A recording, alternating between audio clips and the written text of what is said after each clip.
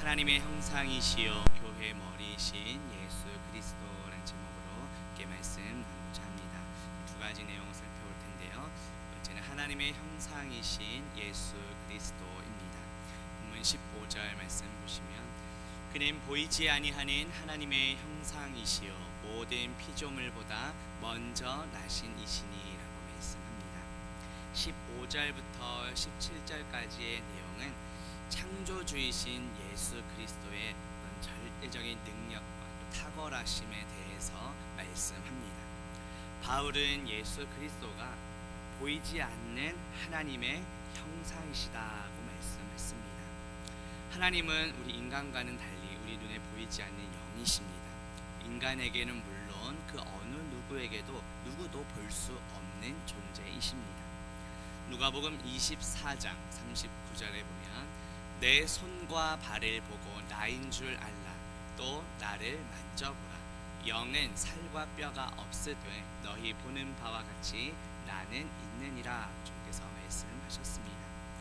보이지 않는 영이신 하나님께서 우리 인간의 눈에 보이도록 나타나셨습니다. 그것이 바로 예수 그리스도의 성육신 사건입니다. 요한복음 1장 18절에 보면 본래 하나님을 본 사람이 없으되 아버지의 품속에 있는 독생하신 하나님이 나타내셨느니라 말씀합니다. 그래서 예수님께서는 나를 본 자는 곧 아버지를 본 것이라고 말씀하셨습니다. 요한복음 14장 9절 말씀입니다. 나를 본 자는 아버지를 보았거늘. 예수 그리스도께서는 보이지 아니하시는 그 하나님을 우리 눈에 보이는 형체로 나타나신 하나님의 형상이십니다. 이 형상은 겉으로 외적으로 나타난 어떤 닮은 꼴 이런 의미와 동시에 내적인 속성도 완벽하게 나타냈다라는 뜻입니다. 예수 그리스도가 하나님의 형상이시라는 것은 보이지 않는 하나님을 외적인 형상으로 나타내셨다는 뜻입니다. 그리고 동시에 예수 그리스도가 하나님의 그런 내적인 속성까지 완벽하게 나타내신 하나님 자신이심을 의미합니다. 본문 15절 후반부에 보시면 모든 피조물보다 먼저 나신 이시니라고 말씀합니다. 이 구절은 초대교회 이단 중에 한 사람인 아리우스가 거봐라 예수 그리스도는 창조주가 아니라 피조물이다 이것을 주장하고자 근거로 내세운 구절이기도 합니다. 먼저 나신 이는 시간적으로는 첫째를 나타냅니다. 그리고 어떤 지위나 계급에 있어서는 으뜸임을 나타냅니다. 본래 이 단어는 히브리어에서 장자 그리고 초태생을 나타내는 그 단어를 헬라어로 번역한 것입니다. 시간상 먼저 태어난 것을 가리킬 때도 사용되지만 보다 더 중요한 의미는 하나님께 바쳐지기에 합당한 것을 나타낼 때 사용합니다. 헬라어의 어떤 문법적인 구조를 보더라도 이 먼저 나신 이라는 단어가 바로 앞에 나온 이 모든 피조물 안에 포함이 되지 않습니다.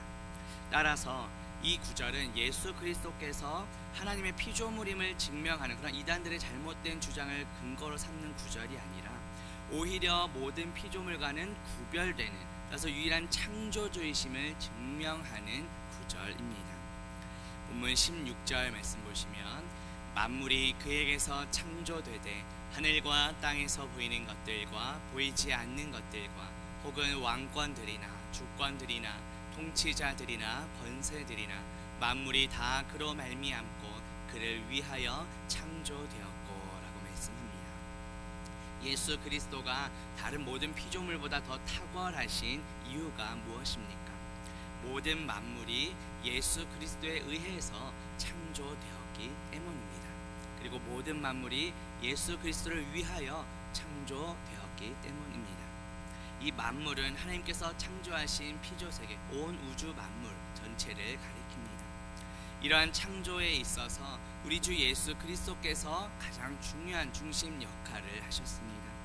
요한복음 1장 3절에 보면 만물이 그로 말미암아 지은 바 되었으니 지은 것이 하나도 그가 없이는 된 것이 없느니라고 말씀합니다.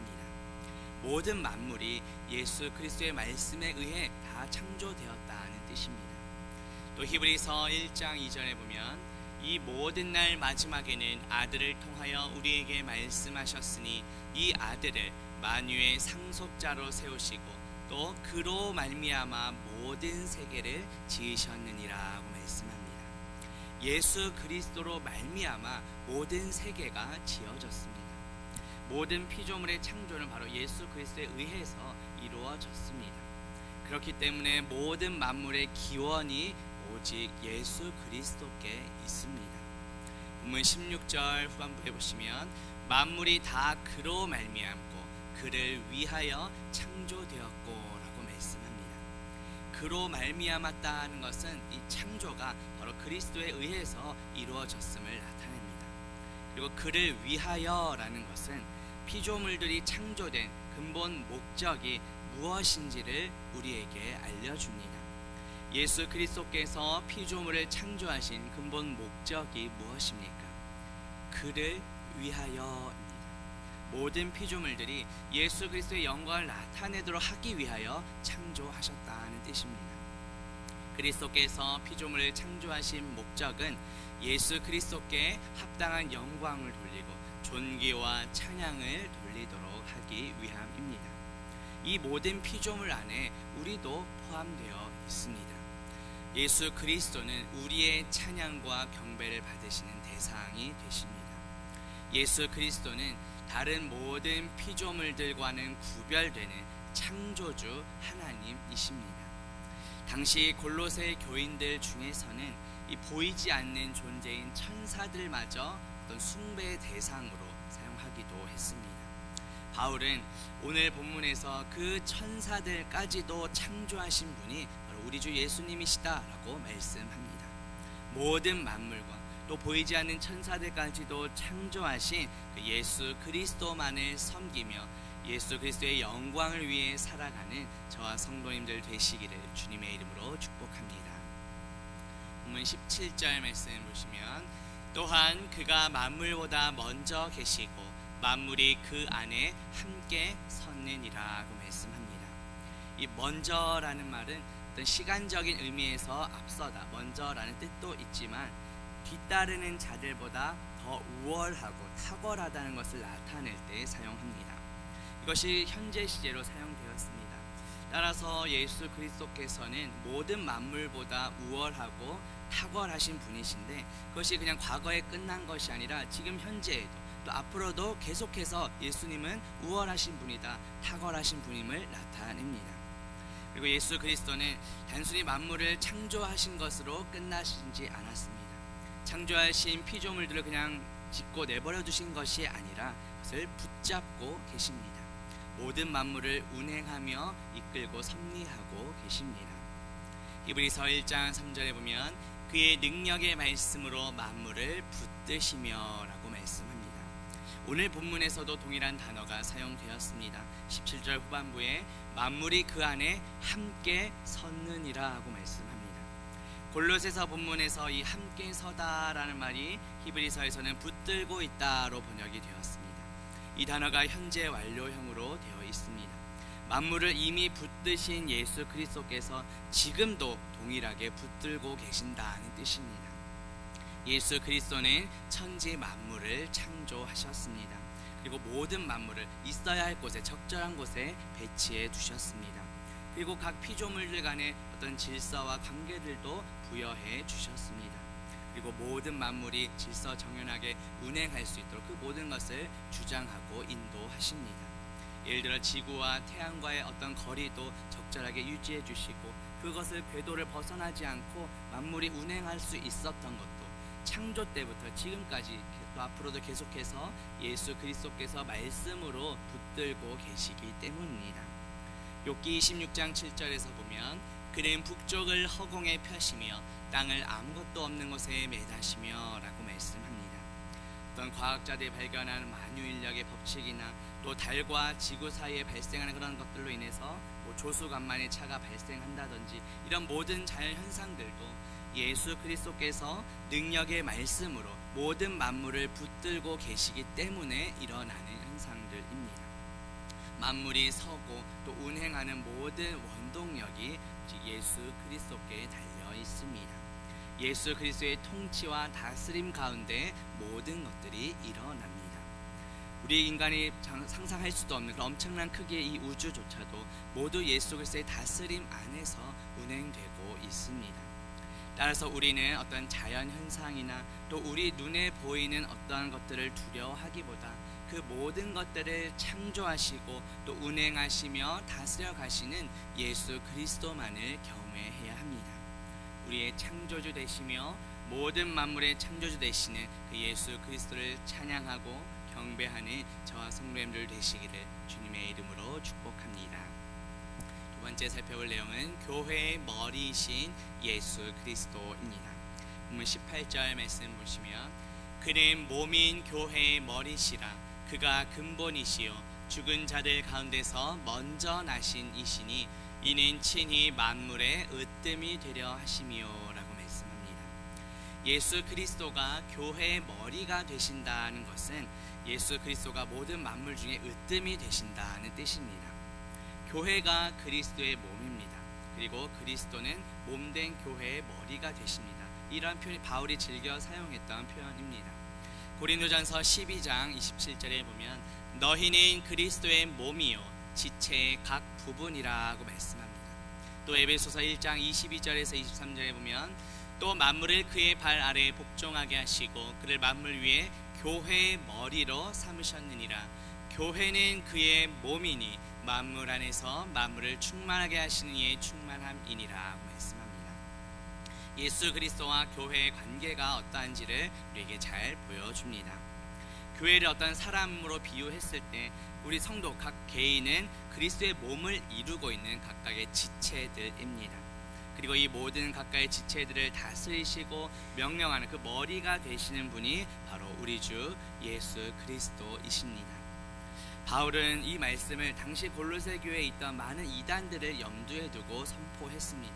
예수 그리스도께서 교회의 머리가 되신다고 선포한 것입니다. 왜냐하면 당시에 많은 이단들이 각자 자기가 교회의 머리인 양 행세했기 때문입니다. 그 이단들을 향해 바울은 오직 예수 그리스도만이 교회의 머리이시다. 그리고 성도는 그 교회를 이루는 한 몸을 이루는 지체라고 분명히 선포합니다. 본문 18절 말씀 다시 보시면 그는 몸인 교회의 머리시라. 그가 근본이시요 죽은 자들 가운데서 먼저 나신 이시니 이는 친히 만물의 으뜸이 되려 하심이요 라고 말씀합니다. 예수 그리스도가 죽은 자들 가운데서 먼저 나신 이시라고 말씀합니다. 이것은 예수 그리스도의 부활을 가리킵니다. 예수 그리스도는 모든 만물을 창조하신 영원하신 하나님이십니다. 동시에 죽음 가운데서 맨 처음 그것도 썩지 않을 그 신령한 몸으로 부활하신 부활의 첫 열매가 되십니다. 고린도전서 15장 20절에 보면 그러나 이제 그리스도께서 죽은 자 가운데서 다시 살아나사 잠자는 자들의 첫 열매가 되셨도다 라고 말씀합니다.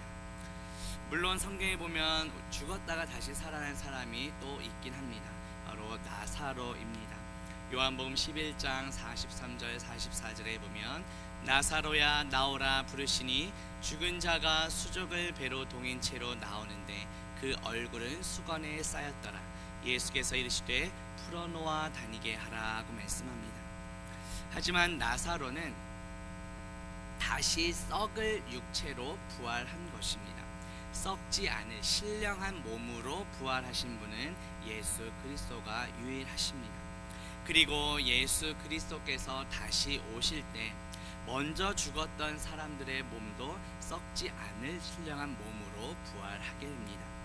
요한복음 5장 28절 29절에 보면 이를 놀랍게 여기지 말라. 무덤 속에 있는 자가 다 그의 음성을 들을 때가 오나니 선한 일을 행한 자는 생명의 부활로 악한 일을 행한 자는 심판의 부활로 나오리라고 말씀합니다. 예수 그리스도를 믿든 믿지 않든 모든 인간은 다 태어났으면 다 육체적인 죽음을 다 맞이합니다. 마찬가지로 예수 그리스도를 믿든 믿지 않든 모든 인간은 다 몸의 부활도 경험합니다.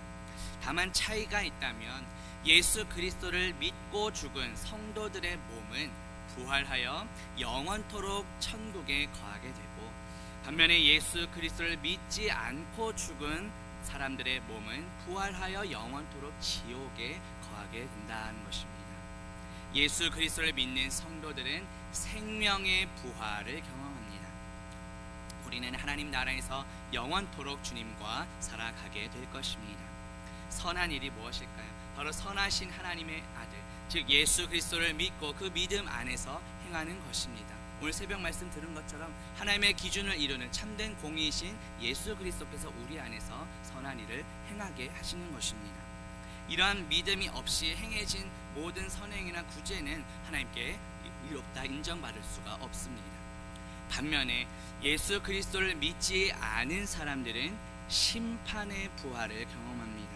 왜냐하면 그들은 악한 일을 행했기 때문입니다. 여기서의 악은 바로 하나님의 아들, 즉 예수 그리스도를 믿지 않고 주님의 말씀을 거부하고 받아들이지 않는 것을 가리킵니다. 예수 그리스도가 없는, 예수 그리스도가 빠져버린 그 인생의 모든 것은 이 세상에서 좀 가치 있어 보일지는 몰라도 하나님의 기준, 하나님 앞에서는 다 썩어지고 무가치한 것들에 불과합니다. 부활의 첫 열매이신 예수 그리스도를 믿고 마지막 때에 생명의 부활로 나아가는 저와 성도님들 되시기를 주님의 이름으로 축복합니다. 본문 19절 보시면 아버지께서는 모든 충만으로 예수 안에 거하게 하시고 라고 말씀합니다. 하나님 아버지께서는 예수 그리스도를 교회의 머리로 그리고 만물의 으뜸으로 삼아 주셨습니다. 하나님의 모든 충만을 예수 그리스도 안에 두셨습니다. 여기서의 충만은 마치 물이 잔에 흘러 넘치듯이 부족함이 전혀 없는 상태를 가리킵니다. 우리 인간에게 필요한 모든 것을 공급해 주시기에 전혀 부족함이 없으신 분이시다라는 뜻입니다. 당시 골로새 교회에 침투했던 여러 이단들은 사람이 구원을 얻는 데 있어서 예수 그리스도를 믿는 믿음만으로는 부족하다, 그거 외에 더 다른 것도 있어야 한다, 이렇게 잘못된 주장을 했습니다. 당시의 이단들은 구원을 얻기 위해서 예수 그리스도를 믿는 것 외에도 금욕을 하고 율법도 지켜야 되고 천사도 숭배한다며 이렇게 잘못된 가르침을 전파했습니다. 그래서 바울은 이단들의 그런 잘못된 주장에 맞서서 예수 그리스도의 충만을 강조합니다. 구원 받는 데 있어서 그 다른 것들 다 필요 없고 오직 예수 그리스도를 믿는 그 믿음 하나만으로 충분하다, 충만하다라는 뜻입니다. 우리가 금욕하고 나의 의, 나의 노력으로 율법을 지킨다 해서 구원받는 것이 결코 아닙니다. 그리고 천사들도 결코 하나님과 인간 사이의 중보자가 될 수 없습니다. 디모데전서 2장 5절에 보면 하나님은 한 분이시요 또 하나님과 사람 사이의 중보자도 한 분이시니 곧 사람이신 그리스도 예수라고 말씀합니다. 본문 19절 후반부에 보면 예수 안에 거하게 하시고 라고 말씀합니다. 이 거한다라는 것이 하나님의 어떤 충만하심, 하나님의 권능, 하나님의 지혜와 영광이 예수 그리스도 안에 아주 충만하게 가득 차 있다라는 것을 보여줍니다. 그리고 잠깐 머물다 끝난 것이 아니라 예수 그리스도 안에 하나님의 충만이 계속해서 영원토록 머물러 있다라는 것을 보여줍니다. 예수 그리스도 안에 있는 충만은 우리 모두에게 영원한 기쁨과 참된 만족을 줍니다. 그런데 이단들은 이것만으로는 부족해 라면서 계속해서 성도들을 유혹했던 것입니다. 골로새서 2장 9절 10절에 보면 그 안에는 신성의 모든 충만이 육체로 거하시고 너희도 그 안에서 충만하여졌으니 그는 모든 통치자와 권세의 머리시라고 말씀합니다. 성경은 그리스도 안에 하나님의 모든 충만이 있다고 분명히 말씀합니다. 우리가 예수 그리스도 안에 거할 때 하나님의 그 모든 충만을 경험하게 됩니다. 시대가 참으로 빠르게 발전하고 또 변화되고 있습니다. 물론 이 시대의 문화나 변화에 발빠르게 대응하고 또 발전되는 그 도구들을 잘 활용하여 주님께 영광 돌리는 것도 필요하고 또 매우 중요합니다. 하지만 자칫 예수 그리스도보다 그것을 더 의지하고 우리의 마음이 거기에 더 빼앗긴다면 그것들도 역시 우상이 될 수도 있습니다. 우리의 마음은 지금 어디에 머물고 있습니까? 하나님의 모든 충만이 있는 예수 그리스도 안에 날마다 거하며 예수 그리스도 안에서 하나님의 모든 충만하심을 누리는 저와 성도님들 되시기를 주님의 이름으로 축복합니다. 본문 마지막 20절 보시면 그의 십자가의 피로 화평을 이루사 만물 곧 땅에 있는 것들이나 하늘에 있는 것들이 그로 말미암아 자기와 화목하게 되기를 기뻐하심이라고 말씀합니다. 우리는 본래 하나님과 원수된 죄인들이었습니다. 그런데 예수 그리스도의 십자가 피로 하나님과 우리가 화목하게 되었습니다. 예수 그리스도는 십자가의 피로 하나님과 우리 사이에 진정한 화평, 즉 샬롬을 이루어 주셨습니다. 로마서 5장 10절에 보면 곧 우리가 원수 되었을 때에 그의 아들의 죽으심으로 말미암아 하나님과 화목하게 되었은즉 화목하게 된 자로서는 더욱 그의 살아나심으로 말미암아 구원을 받을 것이니라 말씀합니다. 예수 그리스도께서는 하나님과 원수된 우리 사이를 화목하게 하셨을 뿐만 아니라 그리스도 안에서 유대인과 이방인 사이의 그 막힌 담도 허물어 주셨습니다. 에베소서 2장 14절부터 16절에 보면 그는 우리의 화평이신지라 둘로 하나를 만드사 원수된 것 곧 중간에 막힌 담을 자기 육체로 허시고 이는 이 둘로 자기 안에서 한 세 사람을 지어 화평하게 하시고 또 십자가로 이 둘을 한 몸으로 하나님과 화목하게 하려 하심이라 원수된 것을 십자가로 소멸하시고 라고 말씀합니다. 실제로 그 예루살렘 성전에는 약 1.5m 정도 높이로 된 유대인들과 이방인들 사이를 가로막는 벽이 있었습니다. 예루살렘 성전에는 그 이방인의 뜰을 넘어서 성전 안으로 들어오는 것을 막기 위해 입구에 이런 경고문도 있었습니다. 어떤 이방인도 이 담 안으로 들어오는 것을 금한다. 어기는 자는 사형에 처한다. 바울은 그때 예루살렘에서 에베소 사람 드로비모를 이 벽 안으로 들어오게 했다고 이렇게 오해를 받고 유대인들로부터 고소를 당한 적도 있었습니다. 하지만 예수 그리스도께서는 십자가의 그 죽으심으로 성전 지성소와 성소를 나누던 그 휘장을 찢으셨습니다.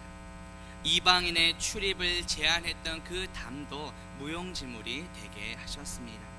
유대인과 이방인 사이에 막힌 담을 허물어 주신 것입니다. 당시 유대인과 이방인들 사이에는 유대인들만이 가지고 있던 그 율법이라는 보이지 않는 벽도 존재했습니다. 특별히 어떤 음식법이나 또 할례에 관한 규정들은 유대인들로 하여금 이 율법을 지키지 않았던 이방인들을 마치 상종할 수 없는 사람으로 여기게 만들었습니다. 하지만 이제는 예수 그리스도로 말미암아 이방인들이 어떤 부정한 음식을 먹거나 할례를 받지 않아도 구원받지 못하는 존재로 무시당하지 않게 되었습니다. 그리스도 안에서는 유대인이나 이방인이냐 이런 혈통의 구별이 있을 수 없습니다. 과거에 유대인과 이방인을 구분짓던 그 벽들이 예수 그리스도에 의하여 다 허물어졌습니다. 예수 그리스도를 머리로 하는 한 몸 된 공동체가 된 것입니다. 혹시 우리 안에 어떤 신앙의 연수나 또 교회의 전통 또 나만이 가지고 있던 어떤 기준과 생각들로 인하여 새가족들이나 또 다른 성도들을 대할 때 차별적으로 대하거나 나도 모르게 벽을 세웠던 부분은 없었는지 돌아봅시다. 구원은 결코 혈통이나 우리가 가진 신앙의 배경이나 어떤 조건으로 주어지는 것이 아닙니다. 아무런 자격 없는 우리에게 값없이 베풀어 주신 하나님의 선물이 바로 구원입니다. 에베소서 2장 8절 9절에 보면 너희는 그 은혜에 의하여 믿음으로 말미암아 구원을 받았으니 이것은 너희에게서 난 것이 아니요 하나님의 선물이라 행위에서 난 것이 아니니 이는 누구든지 자랑하지 못하게 함이라 말씀합니다. 우리의 행위가 아닌 전적인 하나님의 은혜로 우리 구원받았습니다. 우리는 아무런 값도 치르지 않았지만 예수 그리스도께서 흘리신 그 핏값으로 우리를 사셨습니다. 우리는 이제 예수 그리스도를 머리로 하는 한 몸 된 교회 공동체가 되었습니다.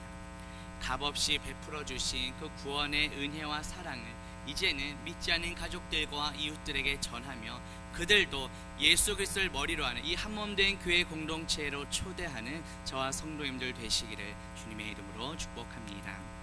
이제 말씀 맺으합니다.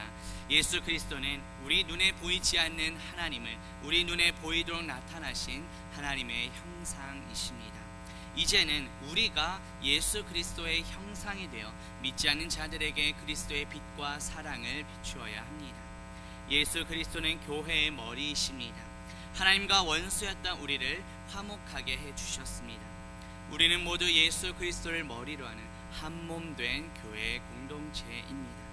값없이 베풀어 주신 구원의 은혜와 사랑을 믿지 않는 가족들과 이웃들에게 전하며 그들도 예수 그리스도를 머리로 하는 이 한몸된 교회 공동체로 초대하는 저와 성도님들 되시기를 주님의 이름으로 축복합니다. 기도합니다.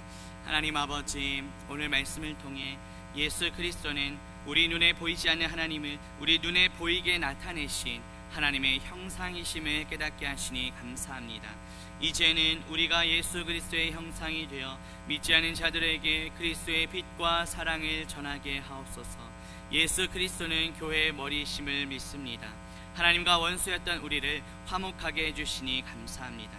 우리는 모두 예수 그리스도를 머리로 하는 한몸된 교회 공동체임을 기억하게 하옵소서.